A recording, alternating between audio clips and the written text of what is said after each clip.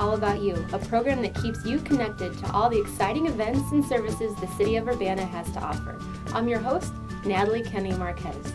On today's show, we'll talk with Community Development Director Libby Tyler, learn about the city's Information Technology Division, and chat with City Planner Kevin Garcia. We'll also get some holiday safety tips from Fire Marshal Phil Edwards. But first, I'm joined by Liz Borman. Hi Liz, thanks for joining us today. Well, thank you for having me, Natalie. So why don't we get started? Share with us a little bit about your background with the City of Urbana and your role as the Assistant Human Resources Manager. Well, I started here as an intern way back in the early 2000s. My job was only supposed to last a couple of months, but I'm still here. I've been in my current role for about 6 years now. And as Assistant HR Manager, my job is to connect talented, enthusiastic job seekers with positions where they can excel and grow at here at the city. Well, that's fantastic. And there's some of that going on right now in regards to recruiting for various public safety positions. Tell us a little bit about that. There is. This is a really exciting time. We are recruiting for both police and fire applicants. Police is currently going on right now. We are accepting job applications up until January 4th. Fire will probably go live in early December. We'll be testing for that in summer of 2015. And there's been an emphasis on recruiting veterans and active military. Tell us a little bit about that. Well, first we want to thank veterans for their service, as well as their families. They have really sacrificed a lot to protect our country. We also recognize the value that veterans bring in terms of leadership abilities, communication skills, and other traits that they've received during their military career. And over 10% of the city's workforce is made up of veterans, which is something I had no idea of until about a week ago. For veterans, we want them to know that they have several benefits. For one, they receive 5 preference points on civil service exams. And 5 points may not sound a lot, but that can mean the difference between getting an interview and not getting an interview. We also offer makeup exams for personnel who are currently serving. And for public safety positions, newly hired employees may be eligible for GI Bill benefits during their training series. All right, so that's a lot of information. Whether someone does have a military background or not, where can they go to find more information about these openings in fire and police? We have so much information on our website. Specifically for veterans, we encourage people to go to our website. It's www.urbanaillinois.us/jobs/veterans. For anyone who wants to see active positions, they can go to www.urbanaillinois.us/jobs, and we have a list of our active postings. People can sign up for job interest cards so they can be notified of new positions that open up, as well as information on interviewing and resume tips. And that's good for more than just the public safety. That's for everything. It is for everything. Everything. A lot of people think that the city only has police and fire jobs. And there are so many more other positions that we have, ranging from engineering positions, administrative positions, full-time, part-time, seasonal, temporary, internships, you name it, we have it here. And you also are pretty active on social media with information as well. Yes, we are. We have a Facebook page, we have a Twitter page, we have LinkedIn, and we also have a YouTube channel. All right, so you're totally connected. We do our best. Lots of great information, and the city is a great place to work. It is a wonderful place to work. So thank you so much, and it's been a pleasure having you on the program. Well, thank you for having me.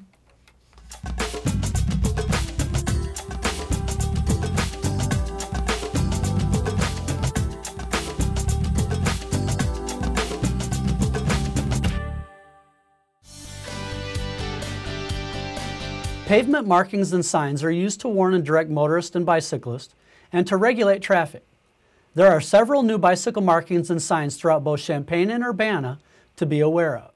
Welcome back to It's All About You. Joining us now is Libby Tyler, the Director of Community Development. Hi, Hello. Libby. Hello. Thanks for being on the show today. You. Why don't we get started with you sharing with us a little bit about your background and your role here with the City of Urbana.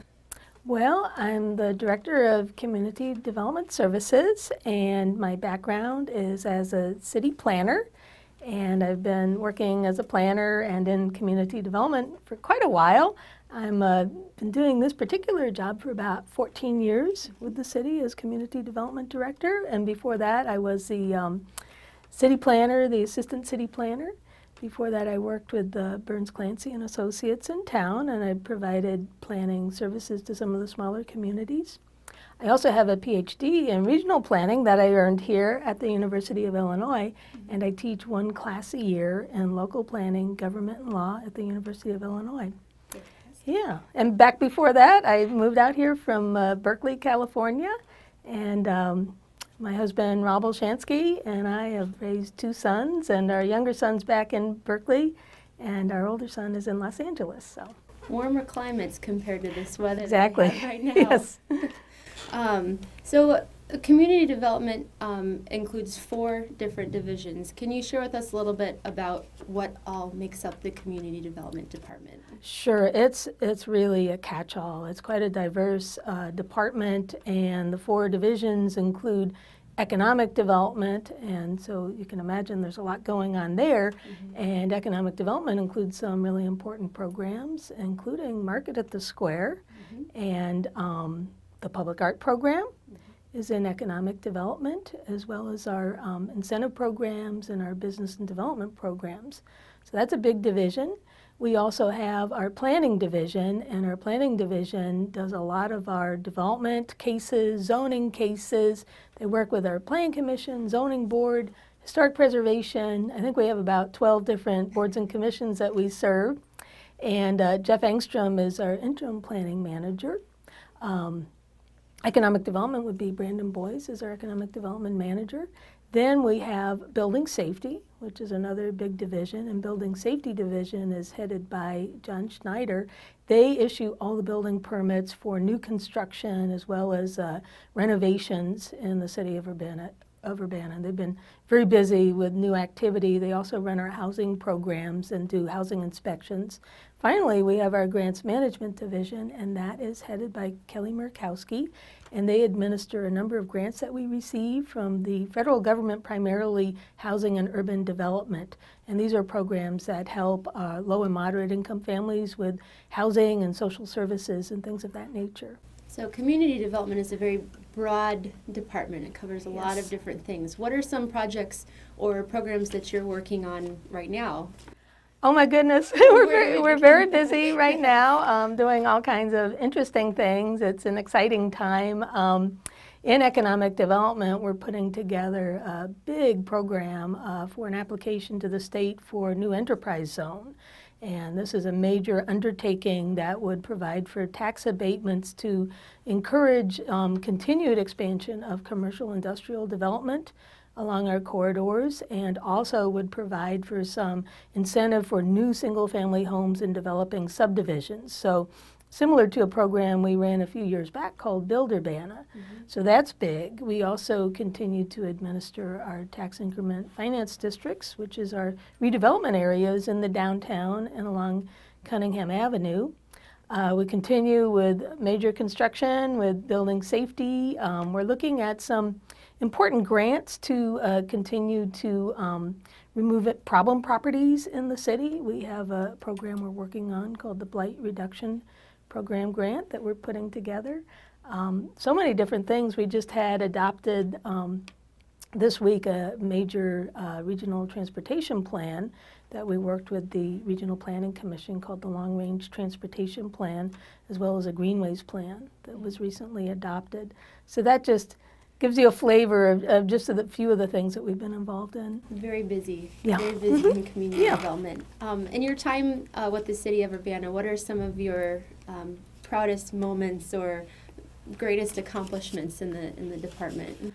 Well, I think that's a wonderful question, and I think about that a lot. So some of the things that I'm most proud of accomplishing are, believe it or not, our rental registration program. And we have about 2/3 of our housing stock is rental. And under the rental registration program, all of those units register each year so that we know who is managing the buildings and who to contact if there are problems. And there's a small fee associated with the registration, but that allows us to have sufficient staff to inspect the housing stock to make sure that it's safe.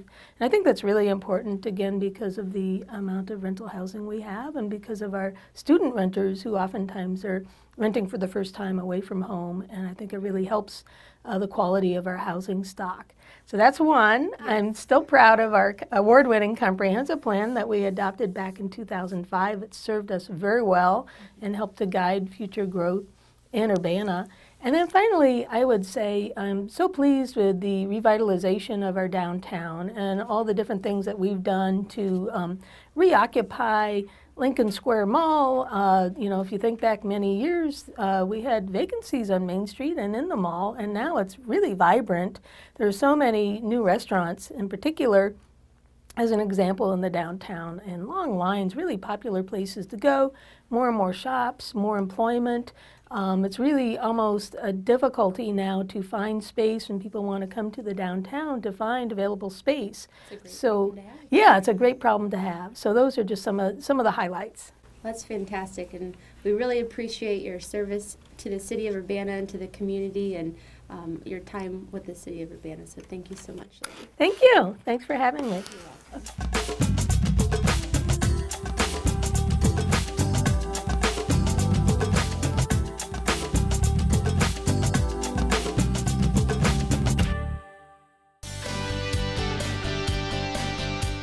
The most important thing for bicyclists and motorists to remember is to always follow the rules of the road, which mean follow all traffic laws and drive in a predictable manner. This is the best way for bicyclists and motorists to get along and stay safe while sharing the road. And now we're back with Sanford Hess, the Information Technology Director here at the City of Urbana. Yes. Welcome. Thank you. Thanks for being on the show. My pleasure. Get started with, share with us a little bit about your background and the role that you play here at the city. Sure. Well, I have been here almost exactly a year. I started last December, so it's been an interesting first year. I came to the city after working in the industry of IT for 20 years as a consultant, and I was consulting to state and local governments. So really, I spent my whole career working with this stuff, but more from the outside, helping cities and counties, than from the inside. So it's been an interesting transition for me. Also, in the past few years, I was the operator at the Art Theater in Champaign, which prepared me well because one of my responsibilities here is overseeing UPTV, this fabulous channel that we have now. And UPTV is fabulous, and they do so much for not only the City of Urbana, but for the community. And so we appreciate you have been here for a year and many more years to come. Let's hope. Oh, for sure. And so what exactly do you do here as the IT director? What does IT do for the City of Urbana? It's a good question. Okay. Because there's a lot. Right. The primary thing that IT is responsible for is what I call the infrastructure of the city. So just like we have plumbing and wiring in the buildings, computers these days are an infrastructure for everything we do. So we're responsible for the internet connectivity and the PCs and the servers and all the stuff that people use to do their business on a day-to-day basis. The other big thing that we have responsibility for is the software that some of the different groups run. So for example, we have a finance system that tracks our money and a payroll system that pays our employees, and police and fire have record keeping they need to do.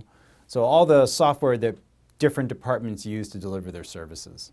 And then how do you work with other agencies in the area as well? We do a lot of work. We actually do a lot of combined work with the City of Champaign, with the county, with some of the other cities in the entity, with the university. For example, there's some new requirements for police squad cars that we had to implement. And so we had a multi-jurisdictional group of IT people get together and chose as a group what the right solution was, and we're going to roll it out. So there's more and more sort of combining of forces that occurs between the different jurisdictions. Right. And it's probably also keeping up with all of the new updates and things like that, and making sure everybody's operating on the same system, otherwise. Yeah, it's hard. Honestly, one of the biggest risks we face these days is the cybersecurity aspect. I mean, you read all the time about how there's been hacked information from Target or hacked information from this place or that place. Sadly, there's not much you can do to 100% protect yourself. And so from the city's perspective, from IT, what we try to do is make sure that we're doing the best we can to safeguard the information that we have, and we're preparing for what we need to do in case we are hacked. And it could be something as simple as we've had somebody try to crack into our webpage, and so basically we had something like 60,000 form fills in a minute. You know, just these computers were just pounding into our webpage. And that kind of stuff isn't too bad. The more serious issues would be them trying to get inside the city's networks and trying to steal some of our data. So it's a concern, and it's not just us. It's everybody these days. Cybersecurity is just an ongoing issue. Right, but there is some data coming out soon that will be open and available. Nice segue. Yes, yes. So that's an interesting point. The counter to that is that one of the trends in government these days is what's called open data. And so the idea is that governments have all kinds of information that we capture, whether, I mentioned earlier things like the fire records, what fire calls have gone out, where are these incidents, what type of incidents are there. All that kind of information is kept within the city's computers, but the trend these days is to make it available to people. And so we are going to be launching a data portal. Basically, it's going to be presenting this information to people to use in an easy-to-use way. They can, view it, map it, download it. We're just going to be making it available for people. And so that'll be something that it's an emphasis for us. Right now in IT, we're in the step of making it ready to launch to the public, but we hope to have that out there in the next month or two. And will that information be just available on a website, or is there a certain form, like a Freedom of Information request that would need to be submitted to get that, or is it just open? It's just going to be open. It'll be a link from our website to this other website, but the idea is to present the information out there that's already legally, available and free. So we'll present it in a very easy-to-use way. Fantastic. Yeah, we're looking forward to it. It should, and like you mentioned, there are a lot of people who come and make requests to the city. So one of the goals in this is to make that available ahead of time and reduce the number of requests that are coming in that the city staff have to deal with. Well, where can folks go to learn more as this rolls out over the next couple of months? Well, we believe the website URL is going to be data.urbanaillinois.us.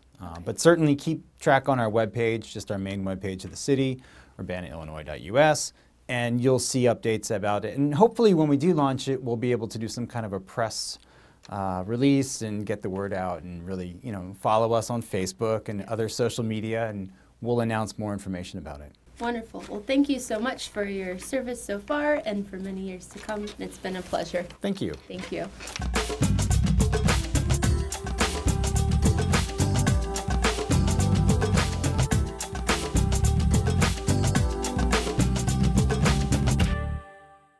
It's the job you looked for. All the qualifications are perfect, but during the interview, you learned that the position has already been filled. Why was it available an hour ago? If you've been a victim of employment discrimination because of race, color, national origin, sexual orientation, religion, age, physical disability, or mental disability, let the Urbana Human Relations Commission help. Please call 217-384-2466. Thanks again for joining us on this episode of It's All About You. And now on the program we have Kevin Garcia. Mr. Kevin Garcia. Yes. You are a planner here at the City of Urbana, but tell us a little bit about your background. Oh, my background. I go way back, back to 1983, to be honest. But yeah, I originally hail from the far northwest suburbs of Chicago, McHenry County, a little place called Cary. Spent quite a bit of time up in that area, growing up and all that. I went to school just down the road at Illinois State University and went to grad school up in Chicago. And I've been down here in Urbana for about 6 months, and I'm really excited to be here. And yeah, personally, I like playing soccer, so I just joined up with the soccer team. That's a lot of fun. I'm a drummer, and I haven't found anybody to play music with, so hopefully you said there's usually like 50, 60,000 people that watch this show. Yes. If any of those folks, are looking for a drummer, I could join up with them. Looking for drummer right here. Yeah. But yeah. That's awesome. It's been a pleasure having you on board with community development and here at the City of Urbana. And speaking of the City of Urbana, there's been some recent super exciting news announced about the Gold Bicycle Friendly Community designation for the city. Yeah, it's really exciting. So we just learned about this, and we had been, back in 2010, we were given a bronze award for being a bicycle-friendly community, and we thought that was pretty good. But we've done so much in the last 4 years, just expanding bike infrastructure, education, enforcement, things of that nature. We did a really good job. We were shooting for silver, and we were pleasantly surprised to find out that we got gold level. Blue past silver, yeah, straight we just, to gold. Yeah, went straight to it, which is great. So what exactly does that mean? So it means, to take a step back, the bicycle-friendly community designation, it focuses on a few of the things I just mentioned, but there are 5 categories that they're looking at when they're evaluating communities. And these are engineering, so like putting bike lanes on the streets, you know, having just improving bike safety, like at crossings and things of that nature. Education, so that's educating your little ones, but educating adults as well. So we do that well here. There's encouragement, which is just trying to get more people out to bike. There's also enforcement, which is when people are doing something wrong, you enforce the rules, but in Urbana we also actually train people to bike safer and bike better and better within the rules. And then the last one, these are called the 5 E's, that's why they all start with the E. But the last one is near and dear to my heart. It is evaluation and planning. And you know, being a planner, planning is great. And we have a great bicycle master plan that came out, I believe, in 2008. We're updating it right now. And so that's sort of the guide that helps us get better at all the other 5 things.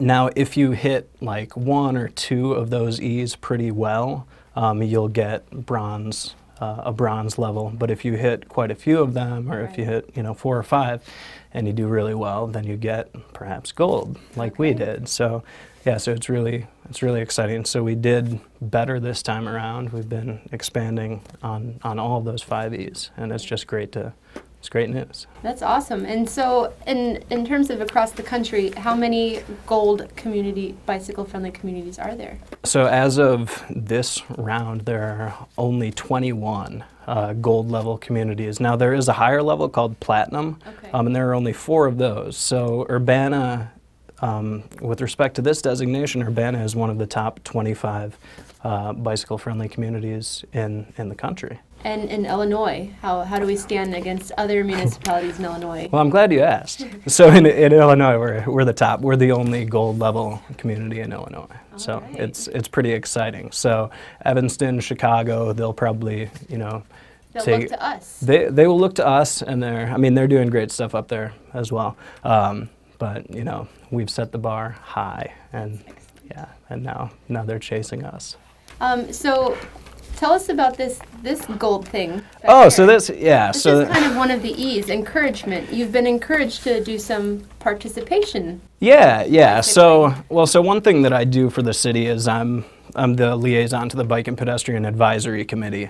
And so I'm really trying to walk the walk, or I guess with bikes it's like pedal the pedal or something like that. That's kind of silly, but so I'm trying to get out and be more active in the bicycling community. And there's a great nonprofit group here in town called the Bike Project, and they get old bikes donated to them, and then they fix them up, or you can even go and fix them up yourself, and then buy the bike at a discount from them. But they'll fix up old bikes, they'll sell them, and then they do good nonprofit work. And one of the things that they did is, it being close to the holidays, they have an event called Cranksgiving, which because bicycle cranks, that's the pedals are attached to all that. So it's a charity bike ride where you go and you get a list of different foodstuffs that you need to go and purchase, and they make you ride to all ends of the Champaign-Urbana area. And so for completing for completing the Cranksgiving this year, and for coming in last because they're great sports. They gave me and Lexi, they gave us the last place trophy, which is great. So we're very excited. So it looks like a turkey. Yeah, it looks like a turkey. It's made with old bike stuff, and yeah, they're good sports, and I was happy to be a part of it. That's awesome. So this is not the Bike Friendly Community Award. This just shows how friendly the bike community is. Yeah, it's really great.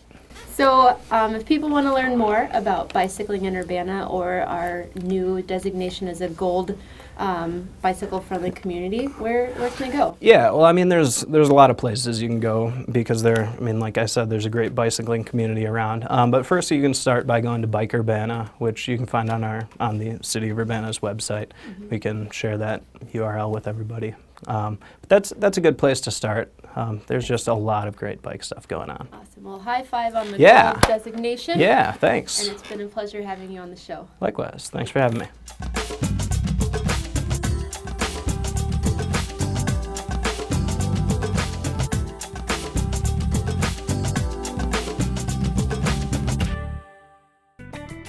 Many of your projects are long-term and they're done in collaboration with others. How do those develop? How do you get started? They usually start from conversations with people where somebody finds something in their own research that they don't feel like they have all the tools to analyze or answer questions about, and so they bring it out and they say, hey, what do you think of this? And how might you approach this? And so we end up taking some problem that seems like it doesn't really belong fully in either of our worlds and work on it together. Catch the latest episode of Art Now, presented by the Urbana Public Arts Program, every Monday night at 6:30 and Tuesdays at 11. You can also watch the file on demand via the city's website, urbanaillinois.us/artnow. And we're back with It's All About You, and joining us now is Fire Marshal Phil Edwards. Thank you so much for joining us today. Thanks for having me.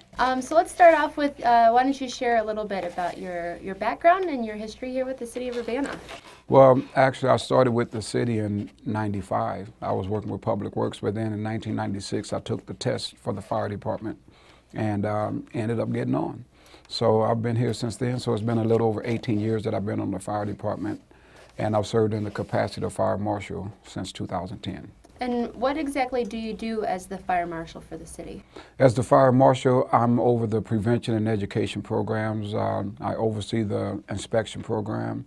And basically just about anything you need the fire department for that's not considered an emergency comes through my office. And you head up that very popular one-week program during Fire Prevention Week over at Lincoln Square. I know a lot of people will definitely recognize you from that program. Yeah, they probably will. And you know, one thing about that program is that while Fireman Phil may be the person that's up there, you know, speaking to the people, it's actually the firefighters that make that thing run. Without them, it wouldn't even happen. So speaking of firefighters, how many are there on staff here at the city, and how many fire stations are in the city of Urbana? We have a total of 60 firefighters. Let me correct that. We have a total of 60 people on staff. Okay. 55 of those are firefighters that actually respond to calls. But then we have the fire chief, myself, the fire marshal, administrative assistant, a campus fire prevention officer, as well as a fire inspector. Okay. And then how many stations in Urbana? We have a total of 4 stations. One is on campus, one's on North Lincoln, South Philo, and then we have the primary station here, Station 1. All right. So I read recently that the winter months are the leading time of year for home fires. Yes. And you were kind of telling me a little bit about that before the interview. But why is that the case? Basically, during the months of December, January, and February, according to NFPA, over 1/3 of the fire deaths that happened in those months. 37% is a statistic that they quoted. And when when you think about that, what they found is that the primary cause of those are heating equipment, people not paying as close attention to leaving the 3 feet around heating devices, as well as people. You know, the leading days of fires of home deaths are Saturday and Sunday when people are home. So when you add the heating elements and the human element, then you get more fires. What can residents do to prevent home fires? And I know you said a little bit ago about leaving 3 feet around the heaters. Unit, but what are some other things that we can do to protect ourselves in our homes? Basically, doing the basic fire prevention, fire safety things that we suggest all the time. Make sure you have working smoke detectors. Be careful where you leave matches and lighters. Watch what you're cooking, not leaving anything cooking unattended. Those basic things, but then around the winter months, of course, we have the holidays. You need to be more cognizant of where you're putting, of how many extension cords you're using. We sometimes get lax with that, thinking, okay, I need this much more room to hang these lights, so we may not be as safety conscious. So we need to pay attention to that. With it being winter months, we need to make sure our furnace and our chimneys are professionally maintained. Make sure they get inspected by a professional, and be sure to keep the right distance away from fireplaces especially. So those are some of the things that we could do, and if you wanted more tips and things like that, you can go to nfpa.org, and they have even more fire safety tips there. And the fire department also has a page on the city's website that has some information as well, right? Yes, if you just go to the city website and go under the fire department, we have information about the department, but we also have links and things like that to where you can go and get more fire safety tips. This interview right here might even end up on the website under fire if we're lucky. But we also have a Facebook page, and you can go there and see different events that's going on in the fire department, and you can also find fire safety tips on our Facebook page. That's awesome. Well, thank you so much for your service and your dedication to the City of Urbana and our residents and the community, and for putting on an awesome fire prevention week. Well, I want to say I appreciate all that you're doing for the city, because even things like this is getting the message out there. So I appreciate this show and being able to get that message out to the people. Thank you very much. Thanks. So for more information on the City of Urbana, you can visit their website at urbanaillinois.us. From there, you can watch this program on demand and download our audio podcast. We appreciate you tuning in today and hope you'll join us again soon. And remember, it's all about you.